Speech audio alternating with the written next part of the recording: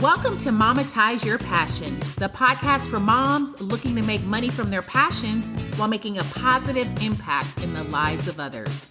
I'm Tara Lon, content strategist and certified life coach.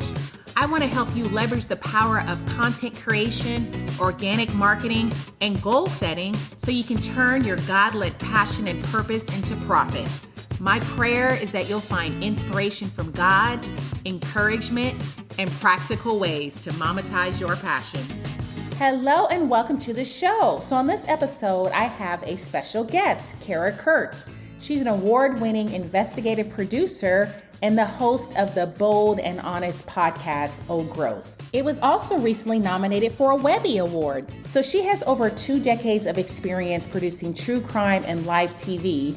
And in this episode, Kara is going to talk about how she found her niche with all of her experiences. So hopefully you'll learn a lot and also get clarity. Let's get into it. Hi, Kara. Welcome to the show. Hi, I'm happy to be here. Well, I'm happy you're here. So before we get into the heart of the conversation, can you just share a little bit about your journey and how you got to where you are today? Just give us a little of the backstory. Well, as far as our podcast goes, I guess it kind of encompasses my whole backstory because I started out in going to journalism school and film school and got my first job as an America's Most Wanted. And, I started, I guess, the bug for investigation in general and asking questions very young. I've done a ton of crime television, both as an executive producer and director, and created a bunch of shows and a lot of investigative documentaries. And believe it or not, a lot of hidden camera and comedy. I think when you are delving in to heavier subjects, it's a nice balance. But all the while, no matter what I did, it seemed that 2 things kind of always came to the forefront, which is the questions people are afraid to ask are the ones we need to ask and get answered, right?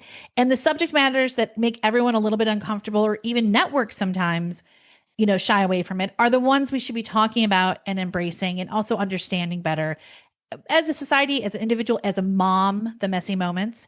So the evolution for me with the podcast was taking those moments and the curiosity I have in general and putting it together in a show that the audience can feel like they can relate to these moments, but they're also learning in the process and bringing on some of the people I've experienced and come across in my life who are these amazing experts that never really got a chance to talk in a way that is so real that no one's telling them you only have 35 seconds or we need to talk about this subject matter and just, having them talk about on that platform what they really want to talk about. So that's kind of how the idea, of Oh Gross came about and the title too, because right away the title tells you like, oh gross, like why is that word right away give you this sort of feeling inside like ick, right? Or oh no, right? Yeah. So yeah, that's sort of that's the elevator story of my life. But so I come from a television background originally.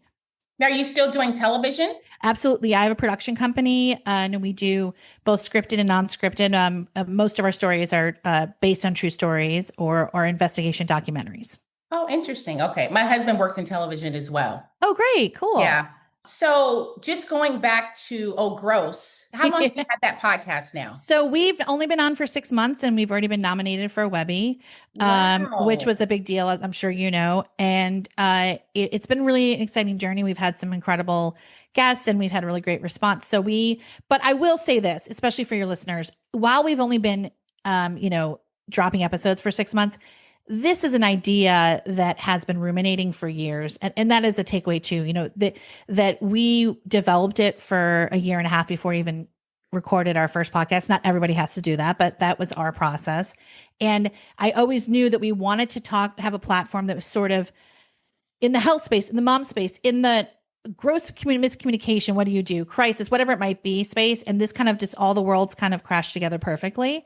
And my co-hosts I've known for 15 years. And one day when we were texting each other, it was like, oh my gosh, that's the show.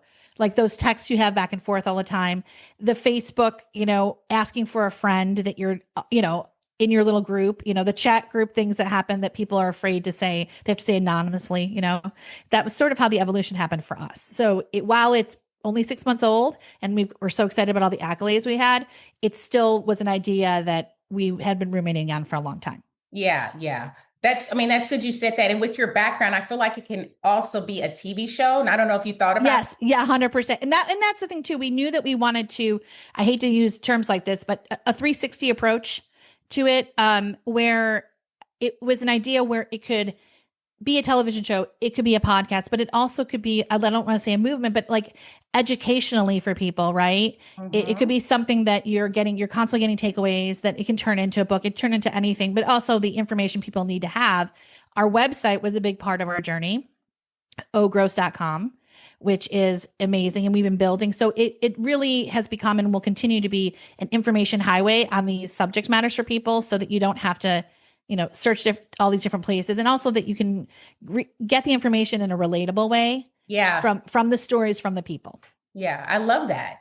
So I like to talk to moms about pursuing their passions. Yes. Because, there's a lot of moms listening, maybe they're working in a full-time job and they have passions on the side, but they don't know what to do. Like they have these gifts, they have these experiences, maybe they've had the challenges, and it can really be used to help other people. Like, what would you say to that mom listening? Maybe, she's in a situation where, she knows she wants to pursue her passions in some capacity. She doesn't know how to start with the things that's in her hands right now. Like, can you speak a little bit about Oh, that? 100%. I think first of all, this goes back to mindfulness a little bit because that's a part of my background, but I think being present and not judging how you're feeling in the moment is so important when you're taking the first step of figuring out, hey, am I on the right path? And also trust the process, because if I look back 20 years ago, when I got my first job at America's Most Wanted, I loved investigating, but I didn't know, is crime really for me? Where's this taking me? I thought I was going to go a different path, but now all those experiences and being a mom have led me to the place I'm at. So look at the whole picture and don't feel like ever, number one, I'm not there yet, or I'm never going to be able to do this. It's like, what have I already done that makes me unique and brings my expertise, to the forefront? That's number one. So it's the non-judgment of like, all this stuff I've done is valuable, right? And then hmm number two, what gets me excited? Because the truth is, no matter what you're doing, a podcast or anything else, right? We have to make sure that you're into it, because it takes time. Like they tell you, just like television shows, you're waiting for many shows are on for a year before everyone really picks up and and gets excited about them, right? hmm Podcasts can be the same way. Anything we do can be the same way. So make sure it's something you're passionate about and love, because when you're choosing what you want to do, you got to love it. And you got to love it, and you got to still be curious about it no matter what. So you'll never get bored, Yeah, right? I love that. Yeah. And No, once you that's have great. those elements, you can run with it, right? Because then you're never bored. Like you're constantly thinking of new ideas, and as long as you have the idea, that's the hardest part, right? Isn't it? Is putting those ideas down, however they might be, and jotting them down. And I carried a notebook around. It used to be like, I used to be really cheesy when I was younger, and I'd have a little tape recorder, because I thought I was like in the movies, where I'd be like, oh, blah blah blah. Here's my idea, right, for the next book. But now I keep a little notebook, and sometimes or even in my iPhone, I'll jot down an idea that comes to my head. You forget about it, you go back and you look at it, especially as a mom, you have so many balls in the air.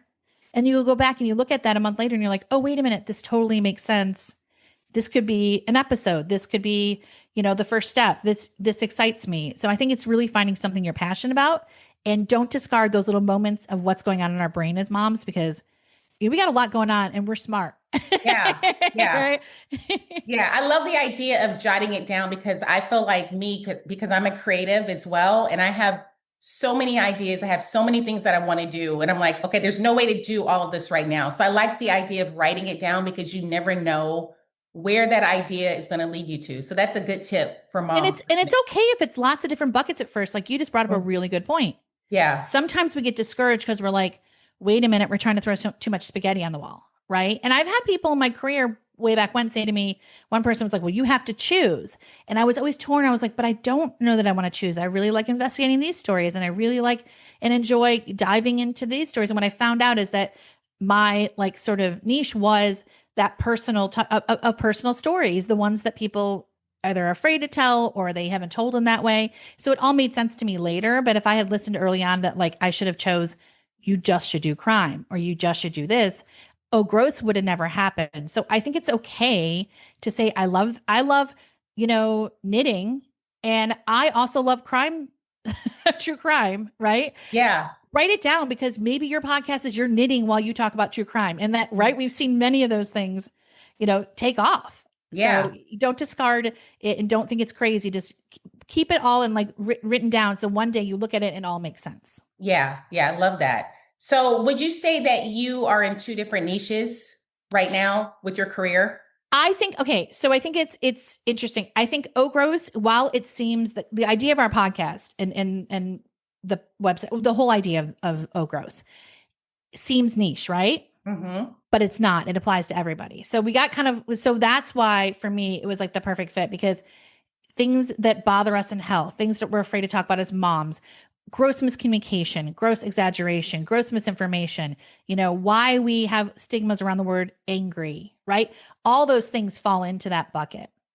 So I feel like Oh Gross takes both of all my worlds and sort of melds it together and explodes. But yet it is like, you think it's so narrow, but it's so wide, right? Yeah.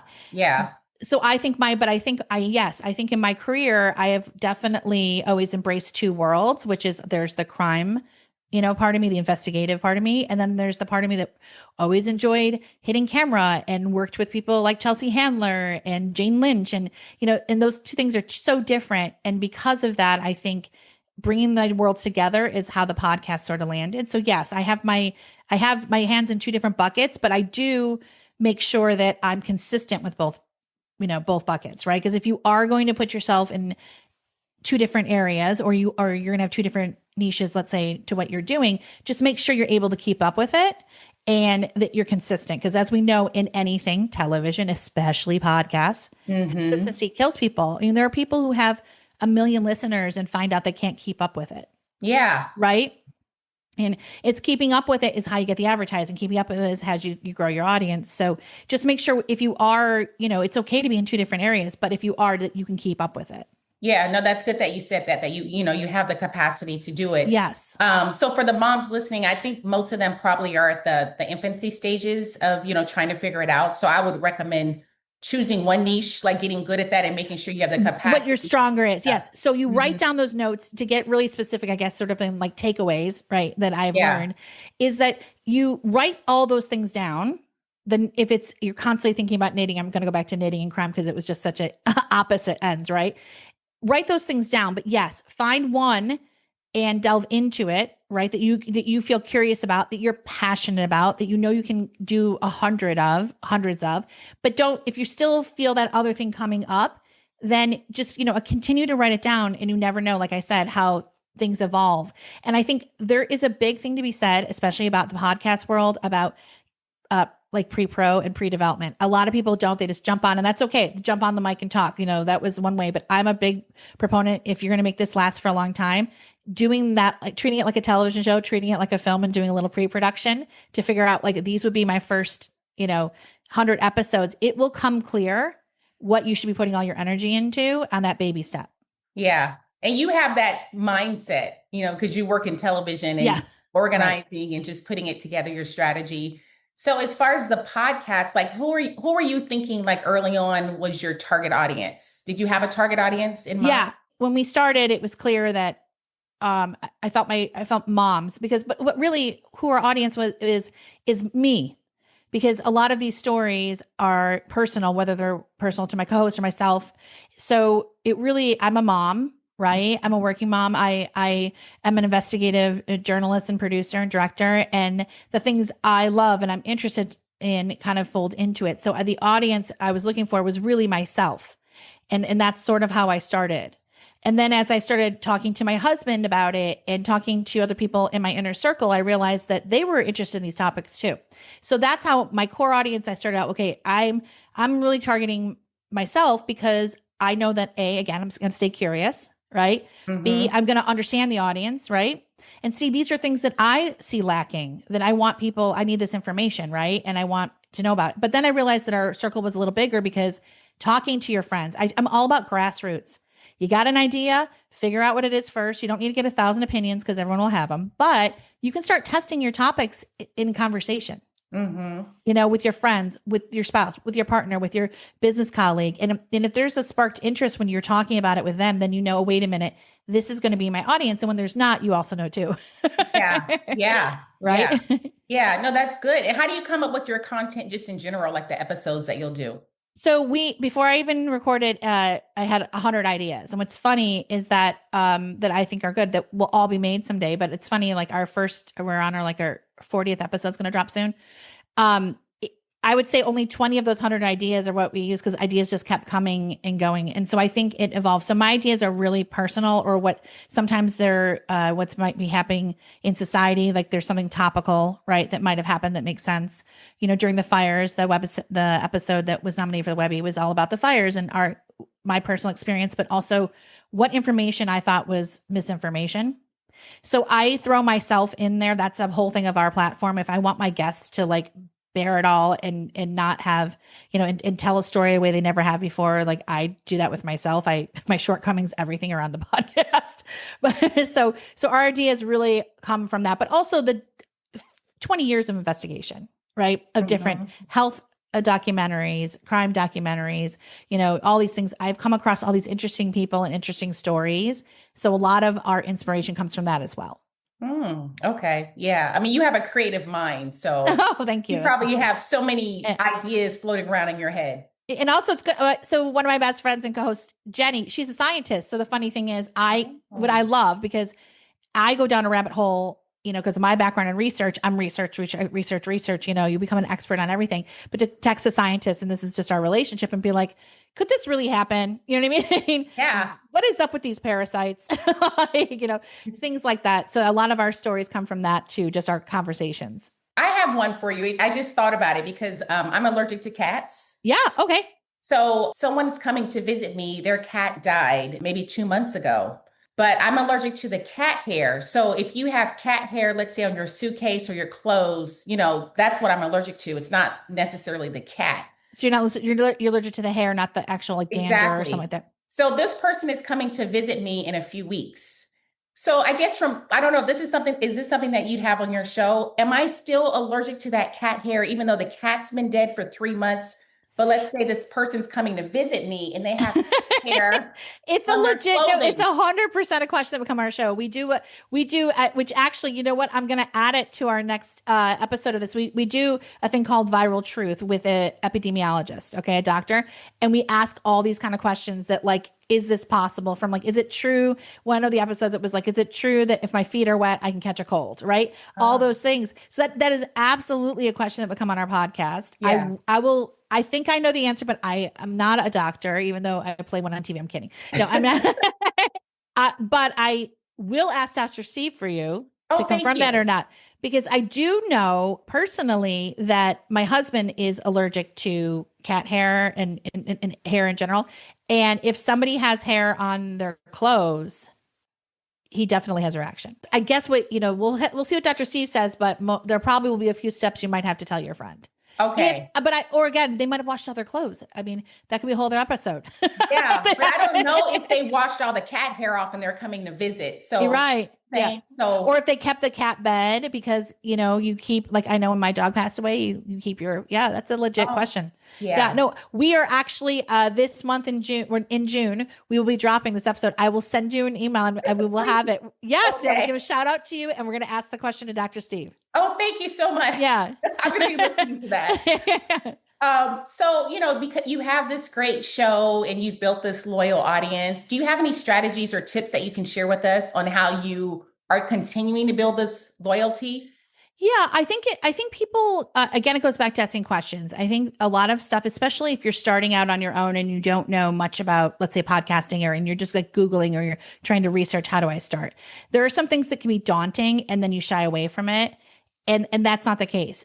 Ask questions. For example, if there's a platform you really want to be on, when you're deciding whatever platform you're going to be on, whether it's Megaphone or somewhere else, and you read that they have to have X amount of, listeners are ready to start, as an example, pick up the phone or reach out to a rep there and find out why, find out if there's exceptions to those rules. Because don't discard places that can be perfect for you, because maybe if you're listening to podcasts on that platform and you can tell them hey, listen, I'm listening, this is the platform that I want all your podcasts that you have on that platform or what I'm looking for. Here's my plan. And there's exceptions to every rule. So be curious again and call there and write down, hey, I would like to be here. Find and compare yourself to other podcasts, right? Find who is your competition and who do you model? Who do you really like? Because that's important too. People are always like, I'm trying to be different.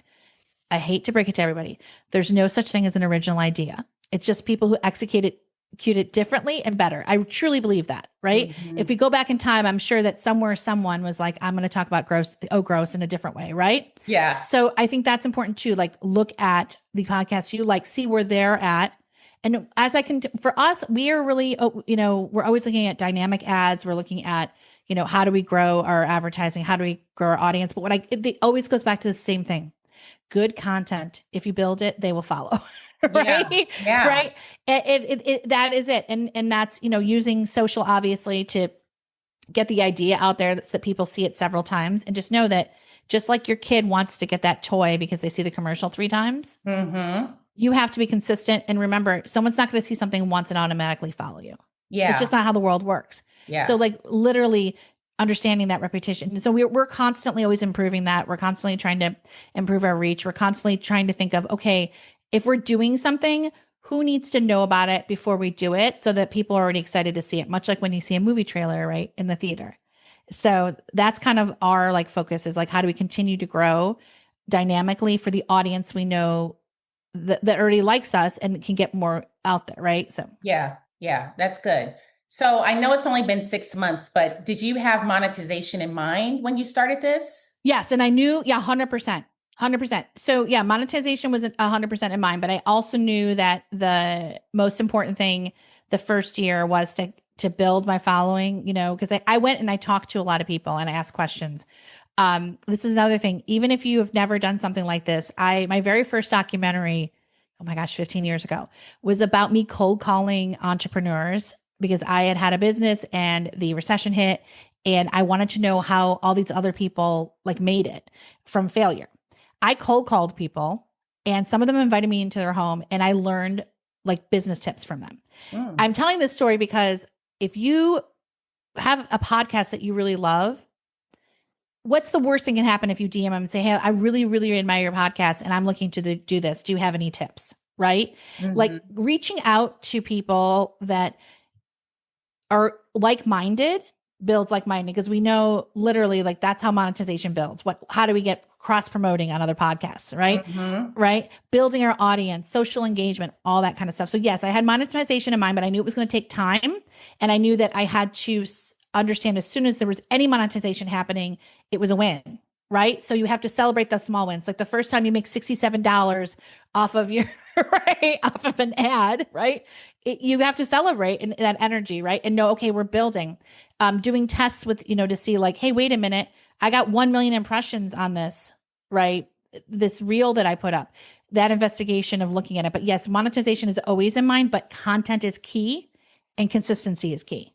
Yeah. So you have to say, okay, I'm okay the first year, just seeing growth and knowing that as long as I see some monetization happening, and here's my plan. Just like when you're launching a business, no one goes out and says, I'm going to launch a business and I think I'm going to make a ton of money. Look at Amazon. Weren't they like, they made no money for how many years? That was their strategy. So you have to treat it like that. Yeah. Yeah. No, I know when I first started 11 years ago, I started a hobby blog, but I wasn't even thinking about monetization. I was just thinking I want an outlet for my passion. Your passion. Writing. Exactly. Yeah. And that's the exact same thing. I mean, is monetization important? Yes. Is it on your mind? Yes. But if it, I'm a firm believer, and people might say it's wrong. If it's your driving force, it's going to trip you up, right? It's going to trip you up because you want to be passionate about it. I mean, I have a friend who's been doing her podcast for 10 years. She just sold it. A big deal. She's now on her second podcast, but she's got a book, but 10 years of consistency of growing an audience because she just loved it, right? She loved it. And that's why it grew and that's why it took off and she loved it. And you hear those stories all the time. Now, not to say that everyone has to wait 10 years to have something happen, but you have to put the time in. And like you said, you evolved from a blog to this. Yeah. And I do talk about, I do try to help moms to monetize their passions, but, I want it to be a passion.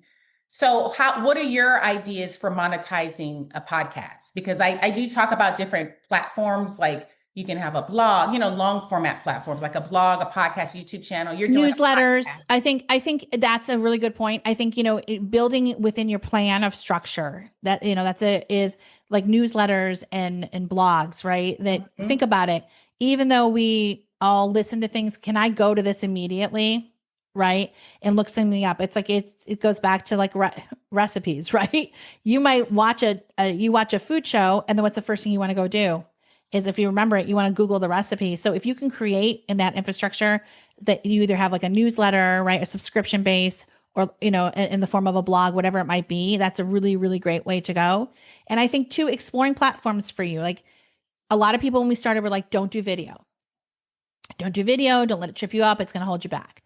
But my husband, who's my partner in our production company, was like, but wait a minute, Spotify is about to add video. You want to come to a platform early on and not later on. We all know that, the stories of the Instagrammers who were there first. And so for us, we shift, and we're like, okay, yeah, we're going to make video part of, because we know we can do it. We know we can keep up with it. So video is something that down the line is going to help if we get in a certain, do this. So it's got to be something that is consistent though. So there are many different ways to look into it. YouTube, as I'm sure like YouTube has a lot of opportunity if you can, YouTube shorts and things like that where you can monetize if you have that time. But if you don't have the time to make videos, if you don't have time to keep up with it, a blog, a newsletter, any sort of subscription base that people are getting extra things that they need, it goes back to takeaways. We don't have to reinvent formats. Everybody watches most non-scripted things and listens to most non-scripted things for two reasons. One, a great story, and takeaway. Right? So if you can have all your takeaways in one place that people are going to want to go to and need, and have extra ones, like, that's an opportunity for monetization. Yeah. So you're thinking maybe a subscription-based service down the line for your podcast? I think subscription is key for, a lot of what we're seeing as far as like additional information, things like that. People do well with that. Yeah. And I think, for us, we were looking at like a brand. So we're a little weird, or, we're like, how do we set great content up and make sure it continues? How do we have a book eventually? How do we have a show, like you pointed out, right away eventually? So for us, that's the way we structure. But even if you're a different genre, I do think that subscription, newsletters, like you said, anything that people can like go to immediately is a great way. Yeah, no, that's good because, subscription-based services can be very lucrative. I mean, you work in TV with the streaming services, so Yeah, I mean, and by the way, there's stories of people. I will just to say this to your listeners. It's the funniest story. When I was starting, I was doing all this research, and we were talking to one like podcast, like sort of studio in another part of the country, and they were telling the story of that they had a podcast that was brand new, and it was all about like Renaissance fairs or something like medieval. I can't remember. It was so niche. It was crazy. And they were like, how are we going to like even consult for them? Like, this is so niche. And it immediately got like $35,000 worth of ads once they put the packet together and took it out. That's a lesson for everybody. Sometimes we stop before we try, right? We've already assumed it's all these assumptions. Like, if you've got something really special and it has an audience, even if you think that audience is small, if no one's in that space, there are stories where people get tons of advertising right off the bat. Like, I think it's literally like, doing all the homework and trying to say, hey, I'm going to take this out there. I mean, I know we do it. Hey, this is what we do for press, everything. We take things out there and we're like, hey, listen, we're doing this. If we made these assumptions that nobody wanted to hear about it, we never even would have gotten nominated for a Webby or anything else. A lot of people said, you can't apply for the Webbies your first year. Right? It's even been a year, 6 months. Yeah, a lot of people said that to us. Like, well, you can't expect that. And I was like, no, but I think this is really good. This episode was so amazing and impactful. And we did it, and we put it together like, professionally, and we got nominated. I mean, we were up against like the Sajid Guptas and stuff, but we still got nominated in a category, 4 other people in science and education. That's so awesome. Congratulations, by the way. Thank you. So as we wind down the conversation, like, what do you see in store for Oak Gross? Like, what would your hopes be for, thinking bigger? I mean, I think we want to take it out in the public. It can be a talk space as well, to be doing talks around this subject. I think a lot of the experts we have to do a panel for people like in person, I think could be really empowering. That's one of our next steps. Obviously, I've already mentioned that we do want to turn this into a book and a television show.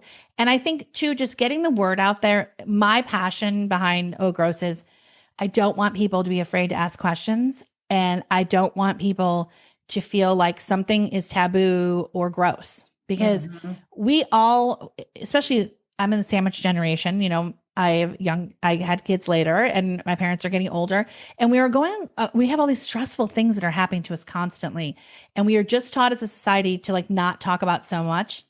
So I think for me, the big picture, the big win is like, if this becomes not just like water cooler, but like conversation for everybody, like we've done well. Yeah, I love that. Thank you, Kara, so much for being on the show. Now, where can people find you if they want to know more about your podcast or just you in general? So Oh Gross is our podcast. Anywhere you get your podcast, follow us, please. We're It's Oh Gross on socials. So you can check us out on any platform at It's Oh Gross. And ohgross.com is our website where a lot of what we talk about on the podcast is there. So you can just even start there and look at it and kind of see all the great information. And I'm Kara Kurcz. You can always follow me too at Stresspert if you wanted to, which is Stresspert because I'm an expert in stress. That's unique. Thanks so much for listening today. If you enjoyed this episode, would you do me a favor and share this with another mom who could also use this? As you know, my platform is meant to be a blessing to mothers, so any support from you would be so appreciated. Until next time.